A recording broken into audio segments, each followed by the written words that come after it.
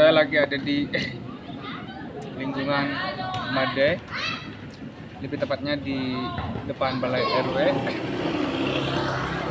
Di sini saya dengan pedagang kaki lima UMKM, di mana saya memberikan motivasi supaya tidak selalu main HP, tidak selalu main TikTok, dan juga supaya sadar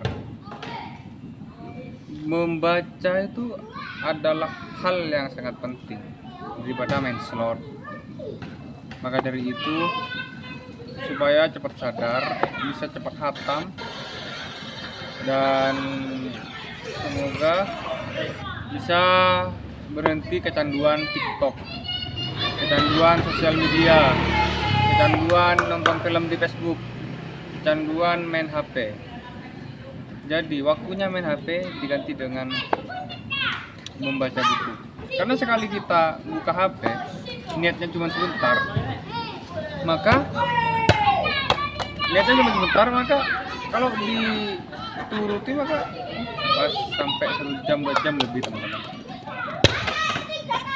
Sekarang dia foto, nggak dibaca, cuma di foto, mungkin buat story atau gimana, nggak paham. Karena menurut dia membaca itu tidak penting, padahal membaca itu penting. Kenapa penting membaca? Dengerin sebentar. Karena Al-Quran turun itu pertama kali itu Iqra. Iqra apa Iqra? Iqra itu membaca. Jadi membaca.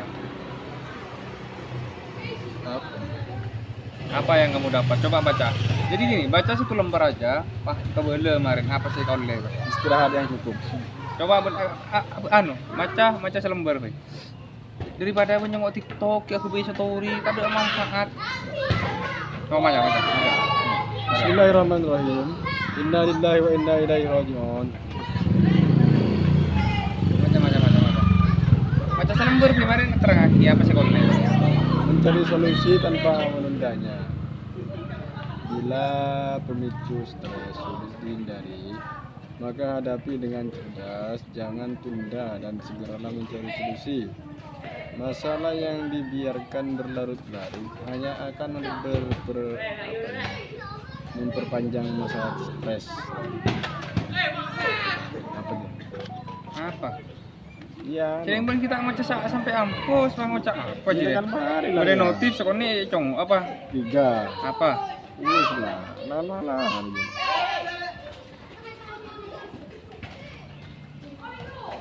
Aja kan? Apa jilah? Apa jilah? Ya. Ya Ramadan deh ya. Ada kan poin 2 terlompat. Di judulnya apa? Dia dulu.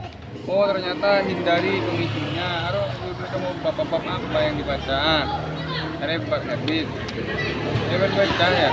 Barang siapa yang mengenali dirinya akan lebih sibuk membenahi dirinya sendiri daripada mencari kesalahan orang lain. Jadi mau bantu kenal kaban tinggi, terus bisa nyari kesalahan orang.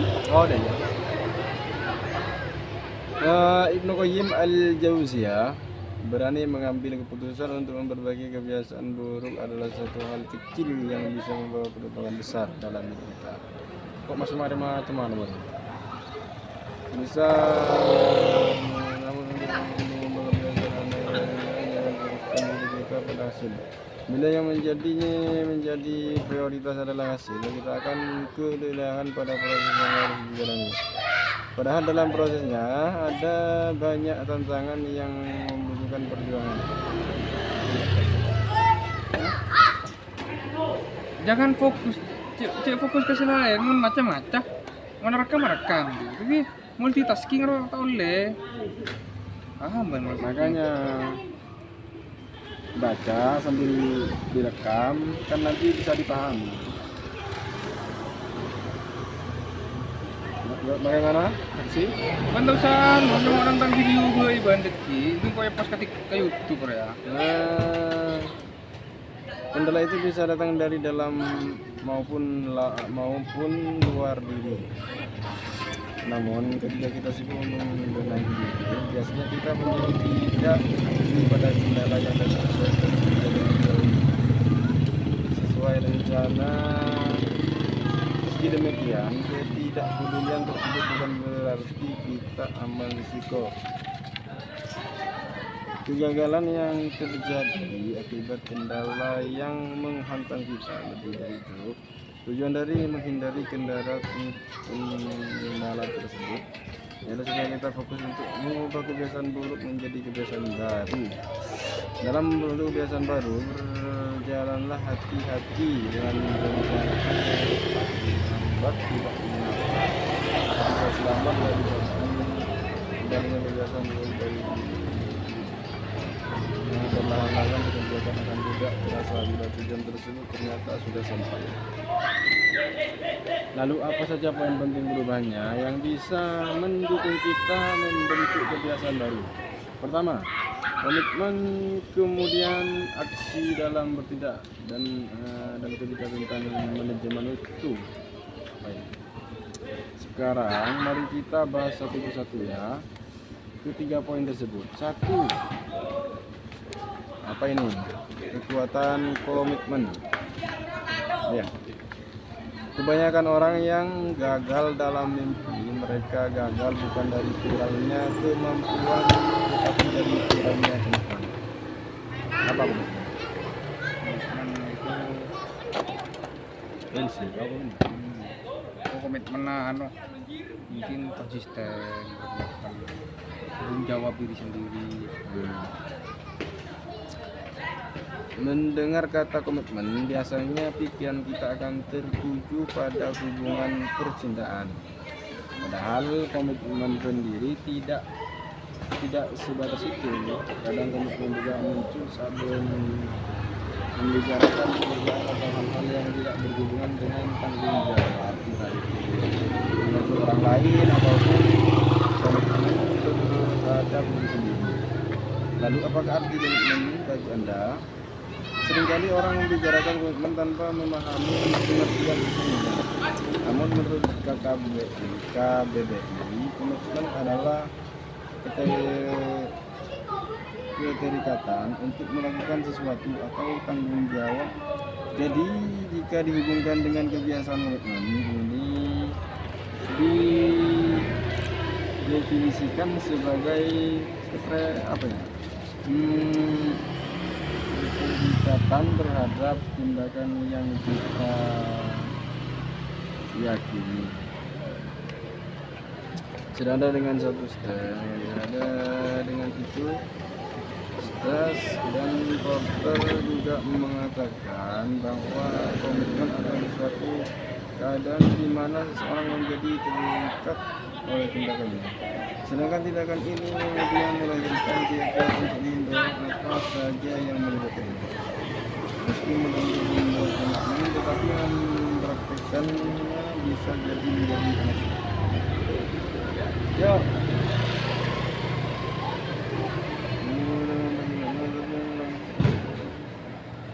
Tetapi komitmen merupakan sesuatu yang abstrak dan tidak dapat ditakar dengan angka. Ketika kita membuat komitmen untuk mengubah kebiasaan buruk, artinya kita terikat untuk melangkah dengan tindakan terstruktur, meyakini bahwa pilihan kita tepat dan bertanggung jawab atas tindakan-tindakan tersebut meskipun tidak ada masalah dari orang lain.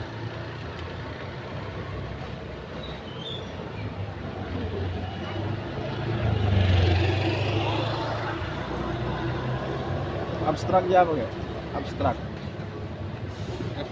ya konteks ke dalam tergantung konteks.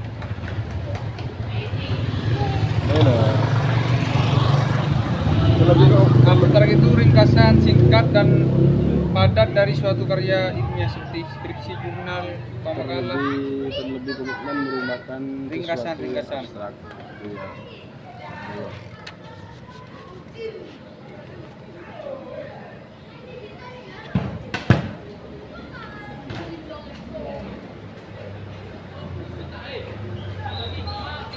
Artinya kita terikat untuk melangkah dengan tindakan di struktur maupun bahwa tidak kita bertanggung jawab atas tindakan tersebut yang tidak ada alasan dari orang lain.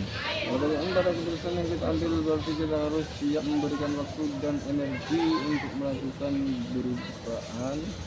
perubahan meskipun energi dan waktu kita terbatas, tapi dengan komitmen yang tujuh waktu dapat diciptakan dengan energi dapat di recharging. Siapkah Anda untuk berkomitmen dalam membentuk kebiasaan baru? Siap? Oh siap bos. Siap jawaban. Ya siap lah. Bergerak step by step. Lah marilah. Apa jangan merasa lesok. Gue macam sekolah ya bang macam lesok ini bang boleh mana? Ada lalu satu kolar ya.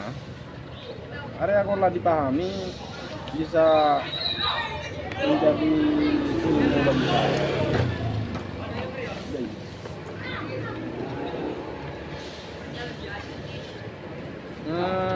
Mari belum bareng kok nih.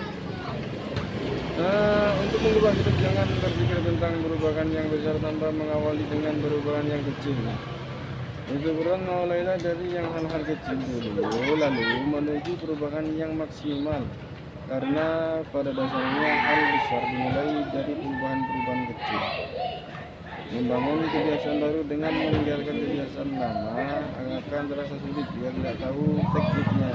Apalagi jika dalam pikiran sudah tertanam bahwa melakukan perubahan akan mengurangkan apa sudah atau terjadinya kecenderungan pada diri kita bahwa mengubah kebiasaan harus dengan tindakan biasa dan pada hasil luar biasa, namun tidak demikian dengan James Clear, penulis buku bestseller berjudul Atomic Habits. Ini mengajarkan kita untuk membangun kebiasaan dengan langkah, bagi tidak dengan sulit mengcreate suatu Swiss ini bahasa Inggris sebenarnya.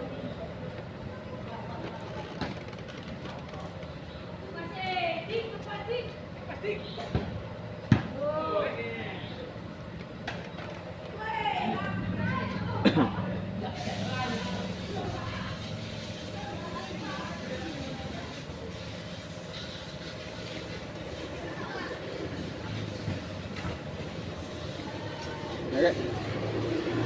Assalamualaikum warahmatullahi wabarakatuh. Nanti laku boleh.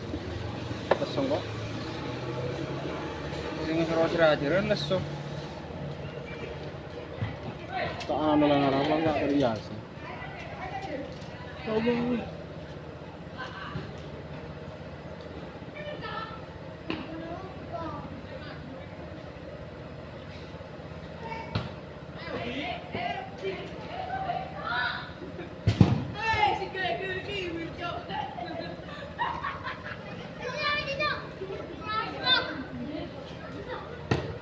Rabbi salli ala Muhammad.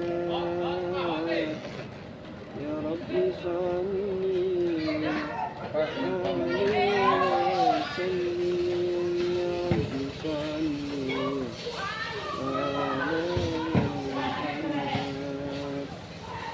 Ya Rabbi salli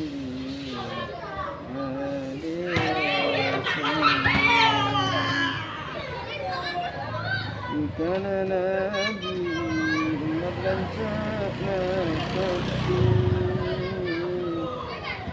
كان نبي قبل جاءنا كفي